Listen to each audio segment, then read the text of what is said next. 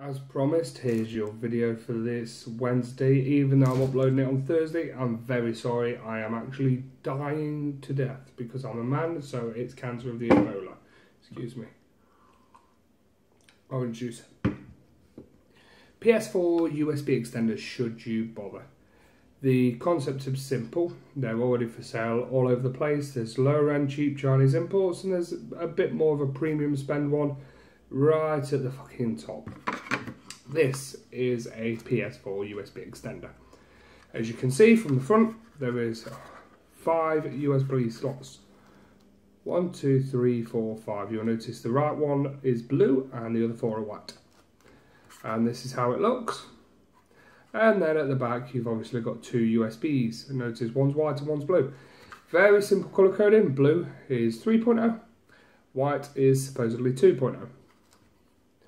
The one on the front, this blue USB here, this blue USB here, goes all the way through to the back. This one splits off into 4. Should you bother with them? Are they a bad thing? Not especially. Should you bother with them? This is your choice. PS4 controllers are genuinely more power consuming than other devices out there. This is why they run USB 3. A USB 2.0 to give you the science behind it. It's got 480 megabytes data transfer rate and 0.5% amp power, whereas your USB 3 transfers 5,000 megabytes per second of data and 0.9 amps of charge. Compare that to a plug in your wall. A plug in your wall has 2 amps, so that's just about half.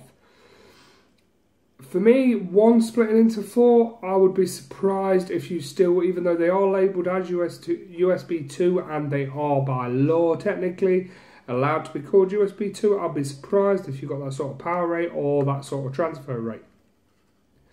Should you bother? It's entirely up to you. For me, I plug my controller and my headset into USB 3 straight into my port, hence the reason why this is here and not in my PlayStation. Do you bother? Yeah, they're all right things, to be honest with you. If, you know, for casual, you're going to put all your pads and your headphones and your notepads and your smartphones and your cameras and your USB cup warmers onto these things in rest mode, then yeah, they're great.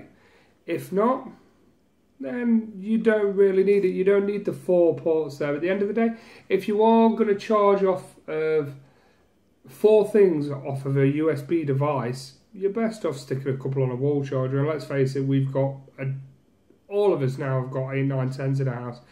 If you haven't and you just want something to give it that little bit of boost, one of these is fine. They won't hurt your system. What I will advise you is don't go for the cheapest option out there, because so fucking many people make this mistake. It is stupid to always assume that cheap means good, and it's always good to assume that cheap's going to be okay. There's a lot of these that are Chinese made, a lot of these that are Japanese made from all around them areas. The materials that they use do vary, and you see this regularly about things coming back because they can cause electrical shocks and stuff like that. So if you are going to go with one, buy a decent one. I think this one cost me £13 all in with postage, and I bought it from the UK. There's a Chinese version of this that looks exactly the same. I think it retails about $4.99 on eBay. I'd avoid it. And bear in mind, it's all very well and good to look at reviews and stuff, but a lot of these reviews people put in like the first week of receiving, and then 4 weeks later it's knackered and they can't post a true review. So that's it, PS4 USB extender. Should you bother? It's up to you. And that's that. I'm sorry about the smart dress attire for you here. Just made myself look a little bit beautiful for you. Hey. But that's it for this week's video. I'm very sorry I missed the Wednesday. Thanks Stuart, Joseph and everyone else for the ribbon.